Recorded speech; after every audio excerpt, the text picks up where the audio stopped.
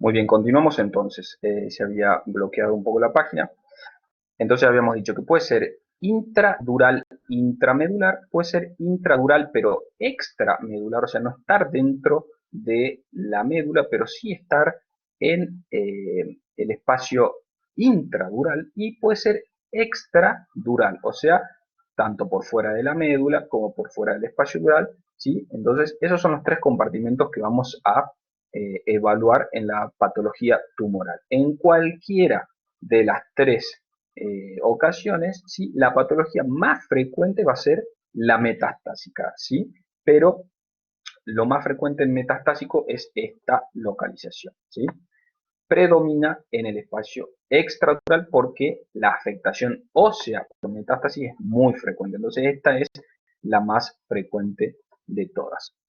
Con respecto a las lesiones intramedulares, se dan en el propio parénquima, en el propio tejido medular o en la porción pía madre de la meninge. ¿Sí? Ese es el origen de las lesiones intramedulares, o el propio tejido medular o la pía madre. Acá tenemos ejemplos de lesiones de este tipo, que son obviamente intradurales porque están en el interior de la médula. Ya se da por cierto que ya es intradural por estar en el interior de la médula. ¿Sí? Fíjense este ejemplo de una lesión tumoral intramedular, ¿sí? En el mismo caso, pero esto, reconstrucción coronal, sagital y axial del compromiso intramedular. Aquí otro ejemplo de tumor intramedular. Fíjense cómo la lesión tumoral genera una repercusión no solo local, sino en la médula que está suprayacente y también en menor medida infrayacente a la lesión, ¿sí? Fíjense la longitud de la lesión, ¿sí? Supera el cuerpo vertebral, ¿sí? Y fíjense cómo en el interior de la médula. Entonces, esto es un ejemplo de tumor intradural intramedular. Ahora, ¿cuál es el ejemplo de la lesión intradural, pero extramedular, que no está en la médula o en la pía madre, sino que puede estar en las raíces neurales, ¿sí? En la leptomeninges y las otras capas de la meninges y en el espacio subaracnoideo, ¿sí? Ese es el origen de estas lesiones.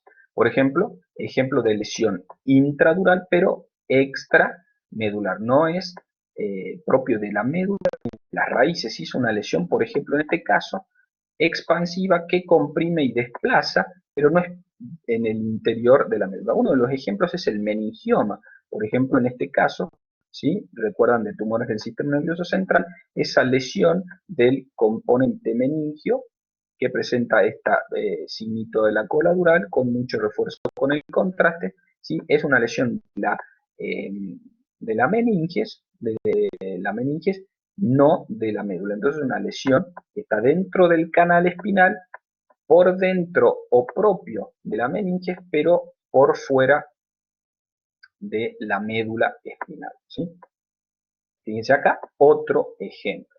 Fíjense acá que tenemos una secuencia. T1, líquido cefalorraquídeo negro, grasa blanca, ¿sí?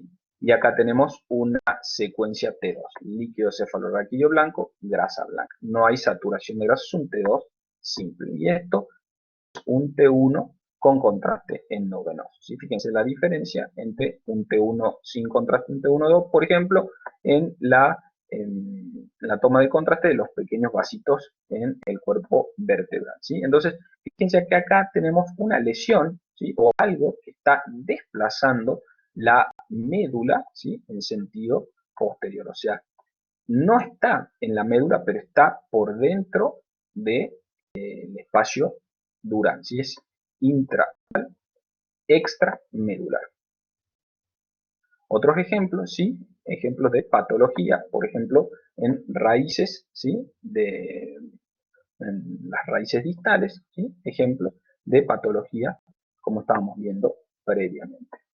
Más ejemplos, fíjense en un T1 con contraste endovenoso, el compromiso metastásico, ¿sí? Diseminación metastásico meningio en columna, ¿sí? Que es intradural, extramedular. Fíjense acá cómo refuerza la meninge por las metástasis. Y en el último caso vemos las lesiones extramedular durales, o sea, obviamente está por fuera de la médula, por fuera de la dura madre, ¿sí? En las partes blandas que tenemos alrededor, o sea, vértebras y discos, espacio extradural y tejido blando paraespinal. Como ejemplo, vamos a ver, por ejemplo, esta gran lesión tumoral, ¿sí? Que se genera por fuera del espacio dural, ¿sí? Afectando estructuras óseas y partes blandas circundantes. Lo mismo aquí. Esto puede ser una lesión tumoral por fuera del espacio dural, como por ejemplo puede ser no solamente un tejido maligno, sino un disco puede simular una lesión tumoral extradural, ¿sí? Una extrusión muy marcada puede generar simular una lesión tumoral. Otro ejemplo, ¿sí? Extradural, ¿sí? Fuera de la médula, por fuera de la dura madre, ¿sí? El compromiso, por ejemplo, en este caso, ¿sí? Esto era un lipoma, ¿sí?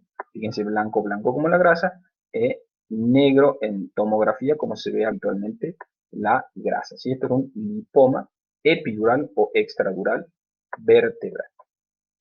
Y con esto damos por finalizado el repaso de patología inflamatoria no infecciosa, patología inflamatoria infecciosa y patología tumoral de la columna vertebral, más que nada en este último caso, no los nombres propios que no van a la utilidad de la cursada, sino más la ubicación de los mismos y cómo pueden verse en las distintas metodologías.